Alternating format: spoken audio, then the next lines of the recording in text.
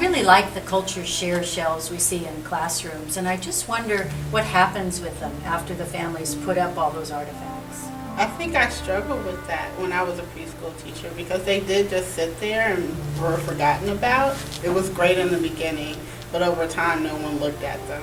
So I tried a few things. I tried having parents come in and talk about the objects. I had them rotate the object every so often, but what seemed to work well is when I actually documented what the children and families said about the objects over time.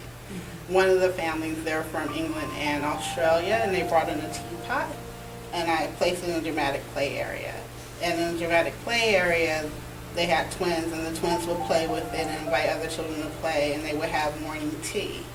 So morning tea became part of our routine. In the morning, they would sit down, we're going to have morning tea like they do at home. Mm-hmm. So they made the connection from the object to actually what we did in the classroom. That's a great story. How did you document that? I created a book. I took a picture of the teapot and then wrote down what the family said about the teapot and what the children said, and I documented part of what they said in their play as they were playing with the teapot.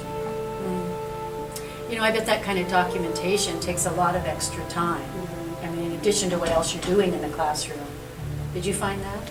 I really didn't find that because I just wrote it down as it came up. So when they talked about it, I just hand wrote it in the book.